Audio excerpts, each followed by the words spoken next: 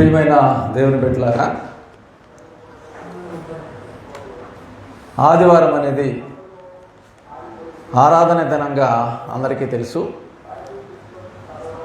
ఈ ఆరాధన అనేది దేవుడు ఏర్పాటు చేసిన ఆజ్ఞ ప్రకారం జరుగుతున్నది. యేసుక్రీస్తుని కూడా అప్పుడున్న వాళ్ళు అడిగారు, ఆజ్ఞలన్నింటిలోనూ ప్రధానమైన ఆజ్ఞ ఏదని అని చెప్పారు. మీ దేవుడైన యెహోవాను నీ పూర్ణ ఆత్మతోనూ, పూర్ణ మనసుతోనూ, పూర్ణ వివేకంతోనూ, పూర్ణ శక్తితోనూ మీ దేవుడైన యెహోవాను ఆరాధించాలని చెప్పిన మాట ప్రకారం మనం ఆరాధనలో కూడుకున్నాం. ఈవేళ ఆరాధనలో కూడుకున్న వారందరికీ వందనాలు. ఒకవేళ ఆరాధనలో కూడుకోకపోతే ఈ లైవ్ ద్వారా చూస్తున్న వాళ్ళకు కూడా వారికి కూడా వందనాలు. ఆరాధనకు వచ్చిన మనము పాటలు పాడతాం, ప్రార్థన చేసుకుంటాం, రొట్టె ద్రాక్షరసం తీసుకుంటాం బాప్తిసం పొందిన వాళ్ళైతే. అలాగే సంఘ అభివృద్ధి కోసం, సంఘ పరిచర్య కోసం కానుకలు సమర్పిస్తాం. వీటన్నిటికంటే ముఖ్యంగా వాక్యం ద్వారా మనం ఆదరణ పొందాలని, వాక్యం ద్వారా మనము దేవుని విషయాలు నేర్చుకోవాలని మనం ఆరాటపడుతూ ఉంటాం. మనం ఇంటి దగ్గర కూడా వాక్యం చదువుకోవచ్చు, ఇంటి దగ్గర కూడా ఉండొచ్చు. కానీ ఆరాధన అనేటప్పటికీ సంఘమంతా కూడుకుంటారు. సంఘమంతా కూడుకోవడం, అందరూ ఎప్పుడైతే కూడుకుంటారో అప్పుడే సంఘం. అందరూ కూడుకోకపోతే సంఘంగా ఉండదు, ఎవరికి వాళ్ళుగా ఉన్నట్టే ఉంటుంది. అయితే సంఘంగా కూడుకున్న మనము చాలా విషయాలు మనం నేర్చుకోవాల్సి ఉన్నది. మనం నేర్చుకోవడమే కాకుండా లోకానికి నేర్పవలసి ఉన్నది. లోకానికి ఎప్పుడు నేర్పగలమంటే మనం నేర్చుకుంటేనే నేర్పగలం. సరే, కొన్ని వారాల క్రితము నెహెమ్యా అనే ఆయన గురించి నేను జ్ఞాపకం చేశాను. నెహెమ్యా అనే పుస్తకం ఆ పేరు పాత నిబంధనలో ఒక వ్యక్తి పేరు. అది ఎజ్రా, నెహెమ్యా, ఎస్తేరు. ఈ ఎజ్రా, నెహెమ్యా, ఎస్తేరు మొదట్లో ఆ మూడు ఒకేలాగా ఉండేవట, ఒకే పుస్తకంగా ఉండేవట. తర్వాత అది దేనికి అది విభజించబడ్డది. ఆ తర్వాత అధ్యాయాలుగా విభజించబడ్డది. ఆ తర్వాత వచనాలు కూడా విభజించబడి చదవడానికి, అర్థం చేసుకోవడానికి అనుకూలంగా మార్చబడింది. సరే, ఇప్పుడు ఈ నెహెమ్యా అనే ఆయన చాలా గొప్ప పని చేశాడు కాబట్టి బైబిల్లో ఆయన గురించి రాయబడ్డది. గొప్ప పని ఏం చేశాడు అని మనం చూసినప్పుడు, దేవాలయం పాడైపోయి ఉండగా, ఆ దేవాలయం ఉన్న పట్టణం పాడైపోయి ఉండగా, ఆ పట్టణాన్ని, ఆ దేవాలయాన్ని బాగు చేసే ప్రయత్నం చేశాడు. అది ముఖ్యంగా ఆయన చేసిన పని. ఎవరు అంటే యెరూషలేము పట్టణంలో లేడు, వేరే దేశంలో ఉన్నాడు. వేరే దేశంలో వేరే రాజు పరిపాలన చేస్తుండగా అక్కడ ఒక ఉద్యోగం సంపాదించుకొని, ఒక ముఖ్యమైన ఉద్యోగంలో ఆయన ఉన్నాడు. జన్మతః అతను యూదుడు. కానీ యూదులు అప్పటికే అనేక చోట్లకి చెదిరిపోయారు. చాలామంది అనుకుంటారు, మేము మా బంధువులు ఒకే చోట ఉండాలి, ఒకే దగ్గర నివాసం ఏర్పాటు చేసుకోవాలి, ఒకే దగ్గర ఇల్లు కట్టుకోవాలని చాలామంది ప్రయత్నాలు చేస్తూ ఉంటారు. ఎవరి ఆలోచనలు ఎలా ఉండొచ్చేమో కానీ యూదులు కూడా యెరూషలేము పరిసర ప్రాంతాల్లో స్థిరపడిపోయారు. రాజులు వారిని పరిపాలించారు. సౌలు, దావీదు, సొలొమోను, ఆ తర్వాత వారి సంతానం, తర్వాత కొంతమంది రాజులు వారిని పరిపాలన చేశారు. ఆ పరిపాలన చేసే చివరి రాజుల కాలంలో అన్యులు వీరి మీద దండెత్తి ఈ అన్యులు ఈ యూదుల్ని చెరగబట్టుకుని వెళ్ళిపోయారు. వీరిని బానిసలుగా చేసుకున్నారు. ఆ పరిస్థితుల్లో ఆయా దేశాలకు వెళ్ళిపోయిన వాళ్ళు, చెదిరిపోయిన వాళ్ళు బ్రతకాలి కాబట్టి ఏదో ఒక పని చేసుకుంటూ బ్రతుకుతున్నారు. ఊరు వెళ్ళినప్పుడు మనిషి జాగ్రత్తగా ఉంటాడండి. తన ఊరు కాదు, తన ప్రాంతం కాదు, వేరే చోటకి వెళ్ళినప్పుడు మనిషి జాగ్రత్తగా ఉంటాడు. ఒకవేళ తప్పుడు వాడైతే నేను ఎవరికి తెలియకుండా తప్పుడు పని చేస్తున్నాను, తప్పుడు పనులు కొనసాగవచ్చేమో, కానీ మంచి మనిషి ఎప్పుడు కూడా చాలా జాగ్రత్తగా ఉంటాడు. ఎవరితోనూ మాట పడకూడదు. మనం ఊరు కానీ ఊరు వచ్చాం, మన మనుషులు కాదు ఇక్కడ, మనకి ఏది జరిగినా ఎవడో మన కోసం రాడని చాలా జాగ్రత్తగా ఉంటారు. అటువంటి పరిస్థితుల్లో ఈ నెహెమ్యా కుటుంబము వారి వంశీకులు చదువుకొని నమ్మకంగా ఉంటూ చిన్న చిన్న పనులు చేసుకుంటున్నారు. ఆ పరిస్థితుల్లో నెహెమ్యా అనే మనిషి మాత్రము ఒక మంచి ఉద్యోగం సంపాదించుకున్నాడు. ఏంటి ఆ ఉద్యోగం అంటే, రాజు దగ్గర చాలా ముఖ్యమైన పని ఏంటంటే రాజుకు గిన్నె అందించేవాడట. గిన్నె అంటే తిండి తింటే తిండి గిన్నె, మెయిన్గా వాళ్ళు ద్రాక్షరసం తాగుతారు కాబట్టి ఆ ద్రాక్షరసాన్ని అందించే ఉద్యోగంలో చేరాడు. ఈ ద్రాక్షరసం అందించే ఉద్యోగం అంటే ఎంత ప్రాముఖ్యమైందో తెలుసా? రాజుగారు ప్రాణాలు ఇతని చేతిలో ఉంటాయి. రాజుగారు ప్రాణాలు కాపాడడానికి ఎవరిని పెట్టుకుంటారు? అత్యంత నమ్మకమైన అయితే తప్ప అక్కడ పెట్టుకోరు. అత్యంత నమ్మకమైన ఆ మనిషి రాజుగారి దగ్గర ఉంటూ రాజుకి నమ్మకంగా పనిచేస్తున్నాడు. ఈ టైంలో ఆయనకి ఆ దేశం నుంచి, యెరూషలేము పట్టణం ఉన్న ప్రాంతం నుంచి ఇద్దరు ఆయన చూడడానికని వచ్చారు. చూడడానికని వస్తే ఆయన దగ్గరికి వచ్చినప్పుడు ఏడుపులో నుంచి ఆయన దగ్గరికి వచ్చినప్పుడు ఏమొచ్చిందంటే అతనికి ప్రార్థన వచ్చింది. ఇది గమనించండి. ఏడుస్తా చాలామంది బాధలు పడుతుంటారు. ఏదైనా కబురు, వినకూడని కబురు ఏదైనా వచ్చిందనుకోండి బాధపడుతుంటారు, ఏడుస్తుంటారు. కానీ నెహెమ్యాకు గొప్పతనం ఏంటంటే ప్రార్థన చేశాడండి. ప్రార్థన కూడా ఏమని చేశాడో తెలుసా? ముఖ్యంగా తన పూర్వీకులు చేసిన పాపాలను దేవుడి దగ్గర ఒప్పుకున్నాడు. పూర్వీకులు చేసిన పాపాలు ఏంటి అని చూస్తే దేవుడు తన ఆజ్ఞల ద్వారా ఆయన ఆజ్ఞాపించాడు, నాకు ఇలాగ ఉండాలి మనుషులని. ఏమని ఆజ్ఞాపించాడంటే, నీకు ఈ దేవుడు తప్ప వేరే దేవుడు ఉండకూడదు. అది కూడా అలాగా పైన ఆకాశం అందే కానీ, కింద భూమి అందే కానీ, భూమి కింద నేల అందే కానీ ఏ రూపమును చేసుకొనకూడదు, వాటికి సాగిలపడకూడదు. ఇది దేవుడు చెప్పిన ఆజ్ఞ, మనుషులు నేర్పించింది కాదు. దేవుడు చెప్పిన దాన్ని బట్టి మనుషులు నేర్పించారేమో కానీ దేవుడు చెప్పిన ఆజ్ఞ. ఈ దేవుడు చెప్పిన ఆజ్ఞని దేవుడి మాటగా కాకుండా మనుషులు ఏం చేస్తారంటే తమ ఇష్టాని ప్రకారం, తమకు ఇష్టం వచ్చినట్టుగా మార్చేసుకొని వారు ప్రవర్తిస్తున్నారు. కాబట్టి దేవుడికి నచ్చలేదు. క్రమక్రమంగా ఈ మనుషులు ఏం చేశారంటే దేవునికి ఇవ్వవలసిన మహిమను, దేవునికి ఇవ్వవలసిన గొప్పతనాన్ని విగ్రహాలకి, విగ్రహ సంబంధమైన పనులకి అప్పచెప్పేసుకున్నారండి. అప్పచెప్పేసుకుంటే ఈ దేవుడు ఇచ్చిన ఆ 10 ఆజ్ఞల్లో మొదటి ఆజ్ఞ ఆయన మహిమ కోసం ఇవ్వబడింది, ఆయనను మహిమపరచడానికి ఇవ్వబడింది. కానీ ఈ మహిమని తీసుకెళ్ళి వేరే బొమ్మలకి ఇస్తున్నారండి. బొమ్మలు అంటే బొమ్మలు దేంతో తయారు చేస్తారంటే కొంతకాలం రాళ్ళతో తయారు చేసేవారు, తర్వాత చెక్కతో తయారు చేసేవారు, ఆ తర్వాత సిమెంట్తో తయారు చేస్తున్నారు. ఈ సిమెంట్తోనే కాకుండా ఇప్పుడు ప్లాస్టర్ ఆఫ్ ప్యారిస్ అంటే చూడండి, సీలింగ్ చేయించుకుంటారు కదా, సీలింగ్ చేసినప్పుడు పిఓపి అంటారు, ప్లాస్టర్ ఆఫ్ ప్యారిస్. అదే దానితో తయారు చేస్తున్నారు. కొన్ని మనకు బాగా తెలుసు, పెద్ద విగ్రహాలు, లడ్డూలు పెడతారు కదా, ఆ పెద్ద విగ్రహాలు రాళ్ళతోనూ చెక్కతోనూ చేస్తే అంత చేయడం కష్టం. కాబట్టి ఏం చేస్తారు, ఇదే లోపలైతే కర్రలు అటు ఇటు పెట్టి పైకి ఇది చేస్తూ ఉంటారు. అందుచేత మళ్ళీ ఆ 9 రోజులు 12 రోజులు అయిపోయిన తర్వాత నీటిలో కలిపేస్తారు.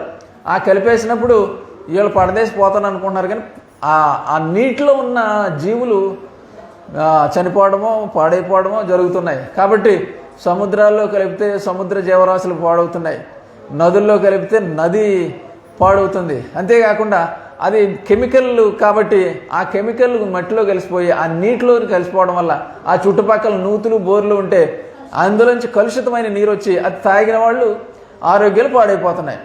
దేవుని పేరు మీద ఇవన్నీ జరుగుతున్నాయి. సరే, అయినప్పటికీ కొంత ఎడ్యుకేట్ చేయాలని ప్రయత్నాలు జరుగుతున్నాయి. కానీ దేవుని ఉద్దేశంలో మాత్రము ఆయనకి చెందవలసిన మహిమ ఆయనకే చెందాలి. కొంతమంది రాజులు వచ్చినప్పుడు ఆయన యొక్క మహిమ తెలియక ఏం చేశారంటే ఆ దేవాలయములోని దేవాలయము దేవుడు నివసించే చోటు కదా, దేవాలయం అంటే దేవుడు నివసించే చోటు, దేవుని యొక్క ఆలయం. అయితే అందుకని దేవాలయ ఆరాధన కోసము కొన్ని వస్తువుల్ని సమకూర్చుకొని దేవాలయంలో పెడితే రాజులు తీసుకెళ్ళి ఆ సామాన్లన్నింటినీ వాళ్ళ యొక్క ఖజానాలో పెట్టుకొని అవసరం కోసం వాడుకోవడం మొదలుపెట్టారు. అది కూడా మనకు తెలుసు. ఒక రాజు ఏం చేశాడంటే రాజు తన పార్టీ పెట్టుకొని అయిన వాళ్ళందరినీ పిలుచుకొని ఆ పార్టీ కోసం ఆ పాత్రలు వాడాడట. ఆ పాత్రలు వాడితే అదే రోజున దేవుడు అతనికి బుద్ధి చెప్పాడు. అదంతా మనకు తెలుసు. ఈ నెహెమ్యా కాలంలో ఆ కబురు వచ్చిన తర్వాత ఈ పరిస్థితులన్నీ జ్ఞాపకం చేసుకుని దుఃఖపడుతూ అతను ప్రార్థన చేశాడు. తన పూర్వీకులు చేసిన తప్పుల్ని దేవుడి దగ్గర ఒప్పుకున్నాడు. ఇదంతా గతంలో చెప్పిన మాటలన్నీ మళ్ళీ జ్ఞాపకం చేస్తున్నా.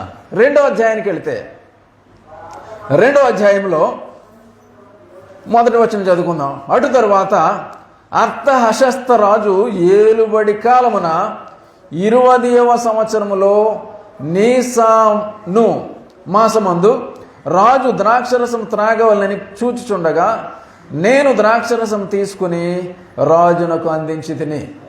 నేను అంటే ఇక్కడ నెహెమ్యా రాజు పేరు చెప్తున్నాడు, ఏ సంవత్సరంలో పరిపాలన చేశాడు, ఆయన పేరేంటి అన్నీ అక్కడ పేర్కొన్నాడు. మన చరిత్ర అంశాలు నేర్చుకోవాల్సినప్పుడు ఆ పేరు ఎప్పటి నుంచి ఎప్పటి వరకు అతను పరిపాలించాడు అని నేర్చుకుంటే ఇంకా మంచిది, లోతైన విషయాలు తెలుస్తాయి. సరే, ఇక్కడ ఉన్నవారు లోతైన విషయాలు చెప్తే అంత నేర్చుకునే అంత విద్యాస్థాయి ఉన్నట్టు నాకు అనిపించట్లేదు. కాబట్టి నేను పై విషయాలు మీకు అర్థం చేసుకునే విషయాలు నేను చెప్పగలను. ఇక్కడ ఉన్న వారిలో బైబిల్ అందరూ చదవగలిగిన వాళ్ళు తక్కువ మంది, మిగతా వాళ్ళు ఎక్కువ మంది ఉన్నారు. అయినప్పటికీ బైబిల్ చేతిలో ఉన్న వాళ్ళకంటే బైబిల్ చేతిలో లేని వాళ్ళు ఎక్కువ జ్ఞాపకం పెట్టుకుంటారు కాబట్టి వారు వింటానని ఆశపడుతున్నాను. నేను తర్వాత అడుగుతాను మళ్ళీ నేనేం చెప్పాను. సరే, తీసుకొని రాజునకు అందించితిని. అంతకు పూర్వం నేను ఎన్నడూను అతని ఎదుట విచారముగా ఉండలేదు. ఇప్పుడు రాజు ముందుకి వచ్చాడు, ద్రాక్షరసం అందిస్తున్నాడు. ఇతని ముఖం మాత్రం విచారంగా ఉన్నది. ఎందుకు విచారంగా ఉంది? యెరూషలేము పాడైపోవడం గురించి, ఆ గోడలు పడిపోవడం గురించి, ఆ ద్వారాలు త్రోసివేయబడడం గురించి ఇవన్నీ విన్న తర్వాత ఏడ్చినవాడు ప్రార్థన చేశాడు. ఈ ప్రార్థన చేసిన వాడు రాజుగారి దగ్గరికి వచ్చే టైం అయింది. రాజుగారి దగ్గరకు వచ్చాడు, డ్యూటీ ఎక్కాడు, ద్రాక్షరసం అందించాడు. ఆ ద్రాక్షరసం అందించినప్పుడు ఇతని ముఖము విచారంగా ఉన్నది. ఈ టైంలో మనం జ్ఞాపకం చేసుకోవాలి. మనము మన చుట్టాలతో, బంధువులతో, వారితో మనం కలిసినప్పుడు లేదా దూరం నుంచి వాళ్ళు వచ్చినప్పుడు మనం ఏ కబుర్లు అడుగుతాము? ఇదిగో ఇంట్లో వాళ్ళు ఎలాగున్నారు, ఈదిలో వాళ్ళు ఎలాగున్నారు, లేకపోతే వాళ్ళు ఎలాగున్నారు, వీళ్ళు ఎలాగున్నారు అడుగుతాం. కానీ సంఘం గురించి అడుగుతామా? ఆ సంఘము ఏ సంఘము? మనుషులు ఏర్పాటు చేసిన డ్వాక్రా సంఘం కాదు, లేదా ఎవరు అవసరార్థం ఏర్పాటు చేసిన టైలర్ సంఘం కాదు. సంఘము ఎవరు ఏర్పాటు చేశారంటే చాలా సంఘాలకి వాళ్ళు ఏర్పాటు చేసిన పేర్లు ఉంటాయి. నిజానికి మనం గమనిస్తే ఒక ఆయన తన గ్రూప్ని అంతా సెపరేట్ చేసుకుని చేశాడు. ఆయన పేరు పెట్టేదానికి లోదర్ ఏర్పాటు చేసుకున్న సంఘం కాబట్టి ఆయన అనుసరించే వారందరూ లోదరన్స్ అన్నారు. ఇలాగా కొంతమంది ఏం చేశారంటే దేవుడు దేవదాసయ్య గారికి బయలుపరచబడిన బైబిల్ మిషన్ అని పెట్టుకున్నారు. ఇలాగా ఒకళ్ళిద్దరు పేర్లు కాదు కానీ వందల వేలు ఉన్నాయి. అలాగా కానీ సంఘం కోసం ప్రాణం పెట్టింది ఎవరండి? యేసుక్రీస్తు వారు తన ప్రాణము పెట్టారు. ఈ సంఘం కోసం కూడా మనం ఎక్కడికి వెళ్ళినా సరే సంఘక్షేమ సమాచారాలు తెలుసుకోవాలి. సంఘక్షేమ సమాచారం తెలుసుకోవాలండి. సంఘం అంటే సంఘం అంటే శరీరం. సంఘం అంటే సంఘ సభ్యులు ఎలాగున్నారో వాళ్ళ పరిస్థితి ఏంటో తెలుసుకోవాలండి. మనం కూడా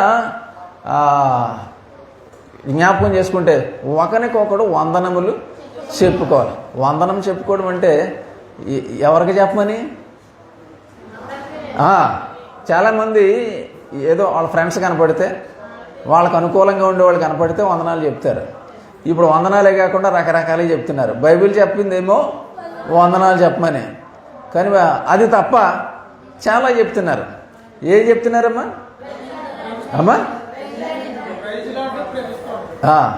ప్రైజ్ లార్డ్ అని కొంతమంది అంటే, ప్రభు స్తోత్రం అని కొంతమంది అంటే, మరణాత అని కొంతమంది అంటే, ఇంకా ఇంకా ఇంకా ఈ మధ్య అన్నారు షాలోమ్ అని కొంతమంది అంటే,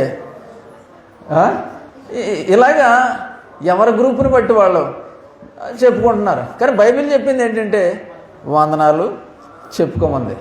ఇలా చెప్తుంటే చాలామందికి అనిపిస్తుంది, ఇదేంటి వాళ్ళకంటే వీళ్ళు గొప్పవాళ్ళ అనిపించవచ్చు. ఎవరికంటే మనం గొప్పవాళ్ళని చెప్పుకోవడం కాదు, కానీ వాక్యం గొప్పదే. వాక్యం కంటే వాళ్ళు గొప్పవాళ్ళు కాదు. వాక్యాన్ని బట్టి సరి చేయబడాలి ఏ మనిషి అయినా సరే. ఈ నెహెమ్యా కాలంలో కూడా నెహెమ్యా దుఃఖపడ్డాడు. మనకు కూడా దుఃఖమే. సంఘం బాగోకపోతే, సంఘ పరిచర్యలు బాగోకపోతే, సంఘము బోధ సరిగా జరగకపోతే, సంఘానికి సత్యం తెలియకపోతే ఏడుపు కాకపోతే ఇంకా వస్తుందండి. ఏడుపు కాకపోతే ఇంకా వస్తుంది. ఏడుపు రావాలి. కానీ ఏడుపు రావట్లేదంటే అనేక కారణాలు ఉంటాయి. నీకు మతి స్థిమితం లేకపోయి ఉండాలి, లేదంటే నీకు వాక్యం తెలియకపోయి ఉండాలి. వాక్యం తెలుసుంటే సంఘం గురించి వేదన నీలో ఉంటుంది. అంతే కదా. పౌలు ఒక చోట అంటాడు, ఆత్మ పరితాపము పట్టలేకపోయిన అంటాడు. ఒక పట్టణం వెళ్ళినప్పుడు అక్కడ ఉన్న పరిస్థితిని చూసి ఆత్మ పరితాపము పట్టలేకపోయాడట. అంటే ఎంత దుఃఖంతో రాయబడిన మాట అది. రాసేటప్పటికి ఎన్నిసార్లు ఏడ్చాడో ఆయన. ఇప్పుడు నెహెమ్యా కూడా ఏడుపు ముఖంతో ఉన్నాడు, విచారంగా ఉన్నాడు. విచారంగా ఉన్నవాడు ద్రాక్షారసం అందించేటప్పుడు రాజు చూశాడు. 2వ వచనం, కాగా రాజు ముఖం బాగోకపోతే కారణాలు అనేకం ఉంటాయి. చాలామంది చెప్తుంటారు face is index of the mind. ముఖాన్ని బట్టి ఏం చెప్పొచ్చు? మామూలుగా లోకంలో వాడే ముఖాన్ని చూసి రకం చెప్పొచ్చు అంట. వాళ్ళు ఏ రకం వాళ్ళు. కానీ అందరూ నేర్చుకునే మాట అంటే ఏంటది? Face is index of the mind. అంటే పుస్తకానికి ముందు ఏముంటుంది? ఇండెక్స్ ఉంటుంది. ఇండెక్స్ అంటే విషయ సూచిక. ఆ పుస్తకంలో అంతా ఏముందో ఆ పేజీలో కనబడుతుంది. అలాగే నీ మనసులో ఏముందో, నీ బాడీ ఎలాగుందో, నువ్వు ఆరోగ్యంగా ఉన్నావో లేదో చెప్పడానికి నీ ముఖం ఆధారం. కాబట్టి అంచేత మనం మిగతా అన్ని కడుక్కోపోయినా కొంచెం శుభ్రంగా కనపడడానికి ముఖమైనా కడుక్కొని ఎదటోళ్ళకి మంచి ఇంప్రెషన్ కలగడానికి మనం ప్రయాసపడుతూ ఉంటాం. అంచేతనే కదా దీన్ని ఆధారం చేసుకునే పౌడర్ కంపెనీలు వచ్చాయి, దీన్ని రకరకాల ఉత్పత్తులు అన్నీ వచ్చాయి. అంచేత ఈ ముఖము చాలా ముఖ్యమైన భాగం. రాజు ఈ ముఖాన్ని చూశాడు. రాజు ముఖాన్ని చూసి, ఇతని ముఖం విచారంగా ఉండడాన్ని చూసి వాడిన మాట ఏంటంటే, నీకు వ్యాధి లేదు కదా అన్నాడు. వ్యాధి లేదు కదా అంటే ముఖం బాగోకపోయిన కారణం వ్యాధి ఉంటే ముఖం బాగోదు. వ్యాధి అంటే ఏంటి? అదేదో రోగం, అంతే కదా. మనసులో వ్యాధి లేదు అంటే నీ ముఖం ఏంటి ఇలాగుంది అన్నాడు. నీకు వ్యాధి లేదు కదా, నీ ముఖము విచారముగా ఉన్నదేమి? నీ హృదయ దుఃఖము చేతనే అది కలిగినదని నాతో అనగా. ఇతనితో అంటున్నాడు, నీ ముఖం బాగోపోన కారణం ఏంటంటే నీకు ఏంటిది? హృదయ దుఃఖం అట. హృదయ దుఃఖం అంటే మనోవేదన. రోగం ఏమీ ఉండదు, అన్నీ బాగానే ఉంటాయి. మనోవేదనకు మందు లేదంట. ఇదేంటండి మనోవేదనకి మందు లేదంటారు, మానసిక రోగులు కూడా బాగు చేసే వైద్యులు ఉన్నారంటారు. నిజమే, బాగు చేసేయడానికి అదొక వైద్య విధానం ఉంది. కానీ ఏం చేశారంటే వాళ్ళ దగ్గరికి వెళ్తే చాలామంది తెలిసిన పేషెంట్లకి ఇచ్చిన మందులు చూస్తే వాళ్ళు ఇచ్చే మందు ఏంటంటే నిద్రకి మాత్రలు ఇస్తారండి. నిద్రకి మాత్రలు ఇస్తారు. అంటే నిద్ర సరిగా పట్టకపోతే మానసికంగా సరిగా ఉండదు అది. కాబట్టి నిద్రకి మాత్రలు ఇస్తారు. చాలామంది అలాగే నిద్ర మాత్రల కోసమే మళ్ళీ వెళ్తూ ఉంటారు కొంతకాలానికి. అప్పుడు తర్వాత మిగతా మందులు, ఆ నరాలకు సంబంధించి తలలో ఉన్న మిగతా సమస్యల గురించి మందులు మొదలు పెడతారు. ఇప్పుడు రాజుకి ఎలా తెలిసిపోద్దంటే, రాజు అనేవాడు సాధారణమైన వాడు కాదు. రాజు ఆ స్థాయికి రావాలంటే అనేక విద్యలు నేర్చుకోవాలి. మోషే తన కాలంలో ఐగుప్తు దేశంలో ఆ ఫరో ఇంట్లో పెరిగాడు కదా. ఆయన గురించి వాక్యం చెప్తున్న మాట ఏంటంటే సకల విద్యల ప్రావీణ్యుడు, సకల విద్యా ప్రావీణ్యుడు అంట ఆయన. సకలము అంటే ఆ దేశంలో, ఆ రాజ్యంలో, ఐగుప్తు దేశంలో ఎన్ని విద్యలు అయితే ఉన్నాయో అన్ని విద్యలు నేర్చేసుకున్నవాడు. అన్ని విద్యలు నేర్చుకుని అది ఎందుకు పనికి రాకుండా పోయాడు. మొదట పనికి రాకుండా పోయి ఎక్కడికో ఎవరికీ కనపడకుండా ఏదో నక్సలైట్ అండర్ గ్రౌండ్కి పోయినట్టుగా వేరే దేశం వెళ్ళిపోయి ఏం పని చేసుకుంటున్నాడు, దేశంలో గొర్రెల్ని కాచుకుంటున్నాడు. సరే, అన్ని విద్యలు నేర్చుకున్నా ఒక్కొక్కసారి ఎందుకు పని చేయకపోవచ్చు కదా. అన్ని విద్యలు నేర్చేసుకున్నా పని చేయకపోవచ్చు. కానీ దేవుడు చూస్తాడు నీ విద్యను నువ్వు ఎలా వాడుతున్నావో. అది జ్ఞానము కదా. ఆ జ్ఞానము నువ్వు ఎలా వాడుతున్నావో దేవుడు చూస్తాడు. ఎవరు చూసినా చూడకపోయినా నువ్వు చేసే ప్రతి పని దేవుడు చూస్తాడు. పైగా దేవుడు చేసే పని, ఆఖరి పని ఏంటంటే తీర్పు తీస్తాడు. తీర్పులో ఏంటంటే ప్రధానంగా వచ్చేది నీ క్రియలు. వాని క్రియలను బట్టి వానికి తీర్పు తీర్చబడతాడు. కాబట్టి గమనించండి, ఎవరూ చూడలేదని అనుకోవద్దు, కానీ దేవుడు మాత్రం ఎప్పుడు చూస్తాడు. మామిడికాయల కాలంలో కాపలవాడు చూసినా చూడకపోయినా దొంగతనం చేసేవాళ్ళు అందరూ దేవుడు చూస్తున్నాడు. మామిడికాయల కాలమే కాదు, నువ్వు మిరపతోట పక్క నుంచి వెళ్తున్నావు, అందులో ఎన్ని కేజీల మిరపకాయలు మిస్ అయిపోతున్నాయి కూడా దేవుడికి తెలుసు. అంతేకాదు ఈ తల్లిదండ్రులు నాన్న జేబులో ఎంతమంది ఎవరు తీసేస్తున్నారో నాన్న చూడకపోవచ్చు, అమ్మ చూడకపోవచ్చు, దేవుడు చూస్తాడు. సరే, ఈ విద్యల గురించి అనుకున్నప్పుడు రాజుకు అన్ని విద్యలు తెలుసు కాబట్టి వ్యాధిని బట్టి ముఖం బాగోదని గ్రహించి నీ ముఖము యచారంగా ఉన్నదిగా అంటే కలిగినది నాతో అనగా నేను మిగుల భయపడి.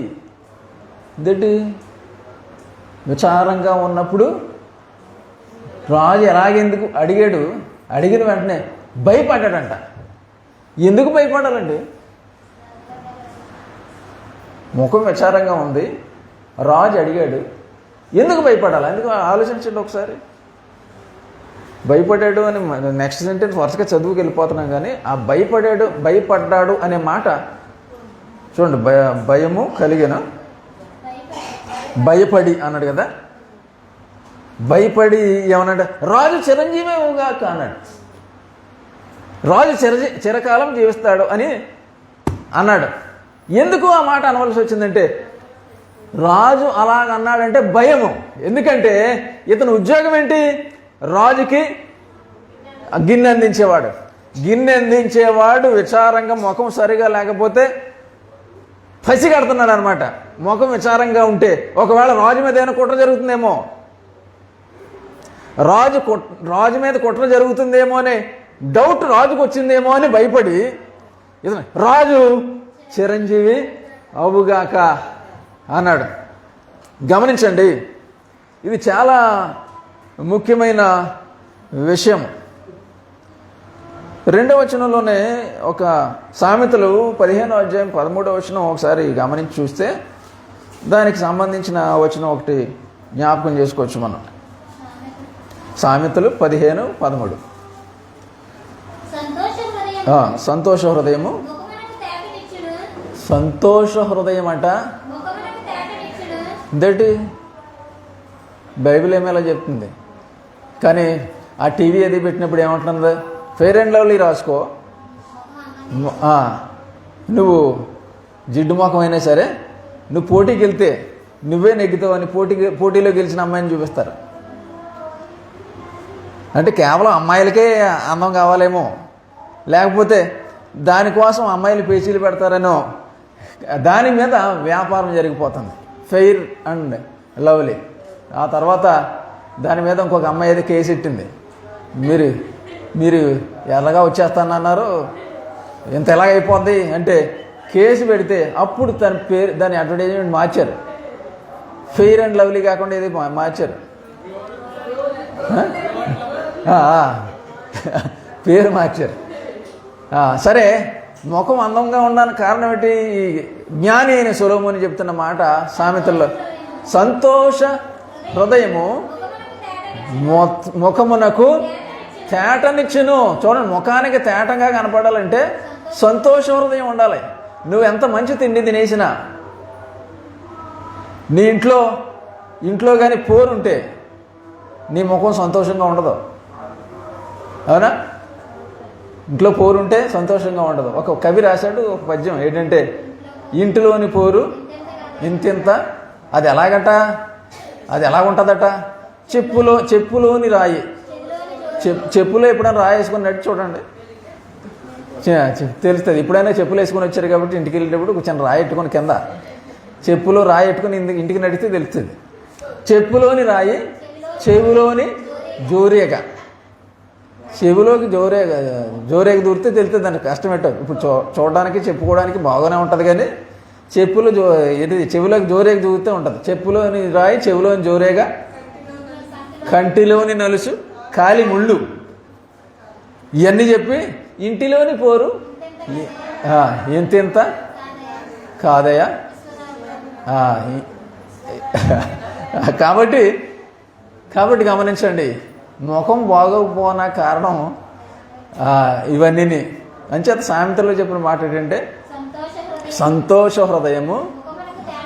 ఒకవేళ ఇక్కడ ఉన్నవాళ్ళు ఎవరైనా చెవులోని జోరేగల్లాగా మీ ఇంట్లో వాళ్ళని ఎదురైనా చేస్తుంటే వాళ్ళ ముఖం ఒకసారి చూడండి ఎలాగుందో. ఆ ముఖం పాడైపోయిన కారణం మీరే అవుతారు. కాబట్టి ఆ విధంగా లేకుండా చూడండి. భర్తలైతే భార్యల మీద సణక్కుండా. ఏంటండి మగవాళ్ళు ఎందుకు సణుకుతారు అనుకోవచ్చు, శనిగి మగవాళ్ళు కూడా ఉన్నారు. ఒక భర్త భార్యని అన్నాడట, ఫోన్ చేసి నేను వచ్చేస్తున్నాను రెడీగా ఉన్నాడు అని చెప్పి ఇంటికి గేట్ దగ్గరికి వచ్చిన తర్వాత అలా ఆవిడని పిలిచాడంట. ఏం కూర అన్నాడంట. ఏం కూర అంటే లోపల నుంచి ఏమీ సౌండ్ లేదు. ఇంకా 2 అడుగులేసి ఏం కూర ఏం కూర అన్నాడంట. సౌండ్ లేదు. మళ్ళీ ఇంకో 2 అడుగులేసి ఏం కూర అన్నాడంట. వినపడలేదు. అలాగే 2 అడుగులు వెళ్ళి దగ్గరికి వెళ్ళిన తర్వాత 10 అడుగుల తర్వాత అక్కడికి వెళ్ళి లోపలికి వెళ్ళిపోయి ఏం కూర అని అడుగుతున్నాను, మాట్లాడలేదంటే నీకు చెవుడు ఎక్కువైపోయింది అన్నాడంట. నీకు చెవుడు ఎక్కువైపోయిందంటే ఇప్పటికి 10 సార్లు చెప్పాను నేను, ఇప్పటికి 10 సార్లు చెప్పాను, నీకు వినపడలేదు. ఇది ఎంతకీ వినపడింది ఎవరికి?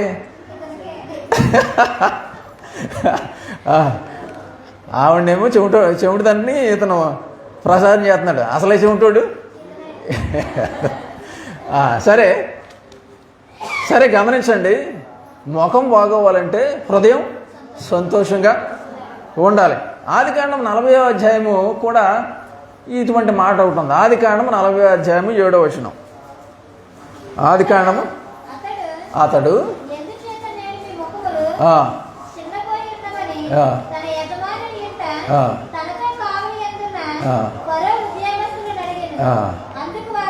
ఇది ఎక్కడంటే యోసేపుని జైల్లో పెట్టేశారు. జైల్లో పెడితే వారికి శిక్ష విధించబడింది. శిక్ష విధించబడితే పొద్దున్న లేచిన తర్వాత వాళ్ళ ముఖం చూశాడు. ముఖం చూస్తే అప్పటికి ఎలా ఉందంటే విచారంగా ఉన్నది. విచారంగా ఉన్న వాళ్ళని అప్పుడు ఆ కళకి భావం చెప్పాడు, వాళ్ళకి వచ్చిన కళకి భావం చెప్పాడు. తర్వాత జరిగిన స్టోరీ అంతా మనకు తెలుసు. కానీ ఒక మనిషి యొక్క ముఖం బాగోకపోవడం కారణం అంటే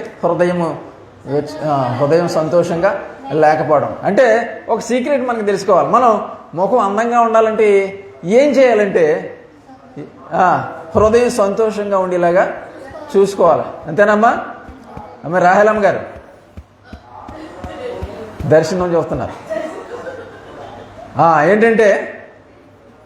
ఏంటంటే హృదయం సంతోషంగా ఉండేలాగా చూసుకోవాలి. అదే ఫిలిప్పీ పత్రికలో చెప్తుంటాడు. ఏమనంటే 4వ అధ్యాయం 4వ వచనం అనుకుంటా,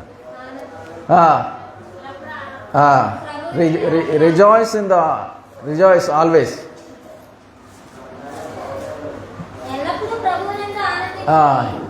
చాలండి. ప్రభువునందు ఆనందించుడి. లోకమంతా సంతోషం కోసము రకరకాల కార్యక్రమాలు చూస్తూ ఉంటారు. టీవీల్లోనూ సినిమాల్లోనూ లేదా లోకంలో అక్కడ ఎక్కడ ఏర్పాటు చేసుకున్న ప్రోగ్రాములు చూస్తారు. కానీ క్రైస్తవులు ఎక్కడ సంతోషించాలంటే ప్రభువునందు సంతోషించాలట. ఇది గమనించండి. ఈ మాట సింపుల్గా కనపడుతుంది, కానీ ప్రభువునందు సంతోషిస్తున్నావా లేదా అని కూడా క్వశ్చన్ చేస్తుంది నిన్ను. నీ సంతోషం పొద్దున్న నుంచి సాయంకాలం వరకు ఎక్కడ నువ్వు సంతోషం కోసం ఏం చేస్తున్నావు చూస్తే, లోకంలో అయితే కొంతమంది సంతోషం కోసం ఏదన్నా మేలు జరిగితే పార్టీ అని పేరు మీద చేయకూడని కార్యాలు చేస్తున్నారు. కాబట్టి మనకి దేవుని వాక్యం హెచ్చరిస్తుంది, ప్రభువునందు ఆనందించుడి, మరలా చెప్పుదును ఆనందించుడి అని చెప్తాను. మరలా ఎందుకు చెప్తారు? పిల్లలు కూడా చెప్తాం మరలా. అది తప్పనిసరిగా పాటించాలి. కాబట్టి ఆ పాటించే విషయాన్ని మరలా చెప్పడం తల్లిదండ్రులుగా మనం ఎంత బాధ్యత ఫీల్ అవుతామో తండ్రి అయిన దేవుడు కూడా అంత బాధ్యతగా ఫీల్ అయి మనకి జ్ఞాపకం చేస్తున్నాడు. కాబట్టి గమనించండి, హృదయం సంతోషంగా ఉంచుకోవాలి. ఇప్పుడు చిరంజీవి అవుగాక, నా పితరుల సమాధులుండు పట్టణము పాడైపోయి దాని గుమ్మములను అగ్ని చేత కాల్చబడి ఉండగా నాకు దుఃఖముఖము లేకపోవునా అని రాజుతో వంటిని. ఈ మాట అనడానికి కూడా ఎంత ధైర్యం కావాలండి. ముఖం విచారంగా ఉంటేనే ఏదో కుట్ర జరిగిపోతుందని రాజు పసిగట్టాడు.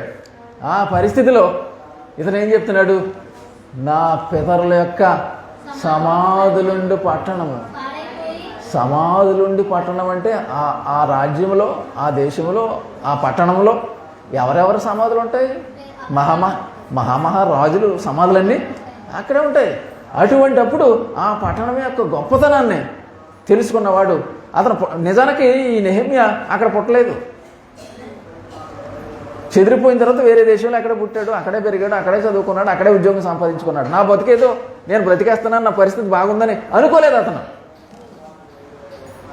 ఆ దేవుని పట్టణం గురించి అతను ఆలోచన చేసి రాజు ముందు రిస్క్ అయినా సరే, నిజానికి ఇలా కాకుండా ఇప్పుడు ఇలా చదువుకుని ఇలా కాకుండా రాజుకు డౌట్ వచ్చి వీడి ముఖం ఏదో తేడాగా ఉంది లోపల వేసేయండి వేరేగా ఉంటుంది కదా. కానీ దేవుని పట్టణం గురించి, దేవుని మందిరం గురించి ఎంతగా తపన పడ్డాడు, ఎంతగా ఆలోచించాడు. చూడండి, మనం కూడా దీన్ని బట్టి, ఈ పాఠాన్ని బట్టి ఇంకా చాలా విషయాలు ఉన్నాయి. ఈ పాఠాన్ని బట్టి మనం నేర్చుకునేది ఏంటంటే, దేవుని సంఘం పాడైపోతుంటే మనంగా ఒక నెహెమ్యాలాగా బాగు చేసే ప్రయత్నం చేయాలి. మనకంటే ముందు అనేక మంది చేశారు. నిజానికి దేవుని సంఘం అంటే ఆయన స్థాపించాడు, సంఘాన్ని ప్రాణం పెట్టాడు, శిష్యులు కూడా అదే పనిచేశారు. కానీ కాలక్రమంలో ఏమైందంటే అనేక తప్పుడు బోధలు అందులోకి వచ్చేసాయి. అనేక తప్పుడు బోధలు వచ్చేసి మేము గొప్ప అన్నట్టుగా రకరకాలుగా చేసి మనుషులు మబ్బి పెట్టి వారి వైపు లాక్కెళ్ళిపోతున్నారు కదా. అదే ఒక చోట అంటాడు అపోస్తుల కార్యాలలోనే 20వ అధ్యాయంలోనే, ఏంటంటే వారు మందను కనికరింపరు. గమనించండి, మందను కనికరింపరు. ఏం చేస్తారు? ఈడ్చుకొని పోతారట. చూడండి, అనేక సంఘాల్లో ఈడ్చుకొని వెళ్ళిపోతున్నారు. పైగా వంకర మాటలు చెప్పుచు. చూడండి, సంఘాల్లో వంకర మాటలు. వంకర మాటలు అంటే ఏంటి? వంకర మాటలు అంటే చూడండి మీరు ఎక్కడికైనా వెళ్ళుంటే తెలుస్తాయి. మీరు వెళ్ళుంటే, వెళ్ళకపోతే ఏం తెలియకపోవచ్చు. కానీ చూడండి, పెద్ద పెద్ద మీటింగ్లు పెడుతున్నారు. పెద్ద పెద్ద మీటింగ్లు పెట్టి, ఇదిగో మా దగ్గరకు వస్తే మీకు స్వస్థత వచ్చేస్తుందంట. అవునా? స్వస్థత దేవుడు చేస్తాడు, చేయడానికి కాదు. కానీ వీళ్ళ బిల్డప్లు, మా ద్వారా ఇంత జరిగిపోతుంది, నేను ప్రార్థన చేస్తే కాళ్ళు లేనోడు నడిచేసాడు, లేదా చచ్చిపోయినోడు లేచేసాడు అని ప్రచారం చేస్తున్నారు. వీళ్ళందరూ గుట్టు బయటపడిపోయింది. అని చేత దేవుడు ఈ కరోనాను పంపించాడు. కరోనా పంపించినప్పుడు వీళ్ళందరూ ఏమైపోయారు? చూడండి, నేను ప్రార్థన చేస్తే అలా జరిగిపోయింది ఇలా జరిగిపోయింది అన్నాడు. ఏమైపోయారు అప్పుడు? మనుషులు కనపడకుండా. ఎందుకు? ఆ వైరస్ ఇక్కడ వీళ్ళకి కానీ అంటుకుంటుందేమో అని కదా. గమనించండి. అయినా సరే ఇప్పటికే కొంతమంది అబద్ధ బోధన నమ్మేవాళ్ళు ఎక్కువ ఉన్నారు. ఏం చేద్దంటే వాక్యాన్ని అర్థం చేసుకోవట్లేదు వాళ్ళు. మాకు ఏం కలిసి వస్తుంది, కలిసి వచ్చేయాల. ఏంటి కలిసి వచ్చేసింది? కొంతమంది బోధ చేసినప్పుడే, నువ్వు కోర్టు కేసుల్లో ఉన్నావా, మా దగ్గరకు వచ్చేయి, కోర్టు కేసులు అన్నీ పోతాయి అంటే వీళ్ళు ఎక్కడ చెప్పక్కర్లేదు. వీళ్ళు కోర్టు దగ్గరికి వెళ్ళి ప్రార్థన చేస్తే అందరూ కేసులన్నీ కొట్టేయాలి. మరి ఆ విధంగా ఆలోచించాలి కదా. ఏమీ లేకుండా అంటే సంఘాన్ని కనికరింపరు. కనికరింపకుండా ఏం చేస్తున్నారంటే, సంఘం అంటే ఒక మనుషుల్ని పోగేసుకునే చోటు.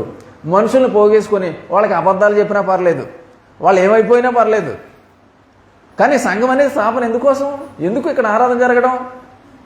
ఎందుకు ఇదంతా ఆన్లైన్లోనూ ఎక్కడెక్కడ పెట్టడం? మనుషులు దేవునికి అనుకూలంగా మారాలి. దేవునికి అనుకూలంగా వాక్యాన్ని బట్టి మారుతారు. చివరికి గమ్యం ఎక్కడ? పరలోకం. ఆ పరలోకానికి వెళ్ళాలంటే వాక్యం దగ్గర నమ్మకంగా ఉండాలి. అంతేగాని ఏదో వినేసి ఏదో అనేసి జీవితాన్ని పాడు చేసుకుంటే దేవుని దగ్గరికి వెళ్ళరు. పైగా యేసుక్రీస్తు వారు అన్న మాట ఏంటంటే, ఇరుకు మార్గమున ప్రవేశించేవారు కొందరే చెప్తున్నారు కదా. ఎందుకంటే నచ్చదు, అసలైంది ఏంటో నచ్చదు. నచ్చక ఇరుకు మార్గంలో ప్రవేశించడం. మరి ఏ మార్గంలో ప్రవేశిస్తారు? అంటే విశాలం అంటే చూడండి, ఎందుకు విశాలమైన మార్గంలో వెళ్తారు అంటే సౌకర్యంగా ఉంటుంది. సౌకర్యాల కోసం అన్నమాట. వీళ్ళందరూ కూడా ఆ సంఘాలకు వెళ్ళదు. సౌకర్యం ఏంటి? సౌకర్యం కొన్ని సంఘాల్లో అయితే ఇప్పుడైతే పెళ్లి సంబంధాలకు కూడా చూసి పెడుతున్నారు వీళ్ళు కష్టపడకుండా. కాబట్టి పెళ్లి సంబంధాలు చూసి పెడుతుంటే అది మంచి సంఘం అయిపోతుంది. యేసుక్రీస్తు ప్రాణం పెట్టింది దానికోసం కాదు. కొందరైతే ఏం చేస్తారంటే సమాధుల్లో చోటిస్తారు. పరలోకంలో చోటు కాదు, సమాధుల్లో చోటిస్తారు. కాబట్టి అది చేస్తూ ఉంటారు. మరికొన్ని చోట్ల స్కూళ్ళు పెడుతున్నారు, స్కూల్లో సీట్ల కోసం. అది కొన్ని చోట్ల పదవుల కోసం. ఈ మధ్యకాలంలో సంఘాలలో రాజకీయం కూడా మొదలైంది కదా. అంచేత వలేసారు. ఎవరు అమాయకంగా పడతారని వలేస్తే బోధకులు పడ్డారు. అందులో బోధకులు పడి ఏం చేస్తానంటే రాజకీయ బోధలు చేస్తున్నారు. ఆ రాజకీయ బోధలను బట్టి ఏమొస్తుందంటే సంఘాలలో భ్రష్టత్వం. నిజాన్ని చెప్పండి, రాజకీయం మతము కలిపి యేసుక్రీస్తుని సిలువేశారు. రాజకీయం అంటే ఆనాటి పరిపాలకులు కదా. చివరికి వచ్చేటప్పుడు పిలాతు ఆ ప్రభుత్వానికి చెందిన వ్యక్తి, ప్రభుత్వ ప్రతినిధి. రాజకీయం తీసుకొచ్చిన వాళ్ళు ఎవరు? ప్రజల పెద్దలు, ప్రధాన యాజకులు. రాజకీయం మతం కలిపి సత్యాన్ని సమాధి చేశారు. సత్యాన్ని మరణానికి అప్పచెప్పేశారు. అంచేత సంఘాలలో రాజకీయం గెలిచిన, రాజకీయంతో మతం గెలిచిన సత్యానికి అన్యాయం జరుగుతుంది. కాబట్టి గమనించండి, మన భక్తిని మనం కాపాడుకోవాలి. నెహెమ్యా ఎందుకు ఏడ్చాడంటే దేవాలయం గురించి పాడైపోయిందని. ఈ విషయాలు మాట్లాడుతూ ఉంటే ఇంకా చాలా చెప్పాలనిపిస్తుంది, కానీ టైము అయ్యింది కాబట్టి వచ్చేవారం దేవుని చిత్తమైతే వచ్చేవారం మాట్లాడుకుందాం. మీరు ఇంతలోకి ఏం చేస్తారంటే నెహెమ్యా గ్రంథము ఇంకా బాగా చదవండి. చదివితే ఇంకా లోతైన విషయాలు మనం ధ్యానించుకునే అవకాశం ఉంటుంది. అలాగే ఈ ఫేస్బుక్లో చూసేవాళ్ళు లేదా యూట్యూబ్లో చూసేవాళ్ళు కూడా గమనించండి. ఒకవేళ మీకేమైనా డౌట్లు ఉంటే మాకు ఫోన్ చేసి మీ అభిప్రాయాలు తెలియజేయండి, లేదా కామెంట్లైనా పెట్టండి, మేము స్పందిస్తాం. అందరికీ వందనాలు. ప్రార్థించుకుందాం. దయగల తండ్రి, కృపగల నాయన, ఇప్పటి వరకు కూడా నెహెమ్యాను బట్టి మాకు కొన్ని పాఠాలు నేర్పించినందుకే నీకు వందనాలు. విన్నవారు అందరి హృదయాల్లో వాక్యం ఫలింపచేయమని మా ప్రభు అయిన యేసుక్రీస్తుని పేరిట వేడుకుంటున్నాము తండ్రి. ఆమేన్.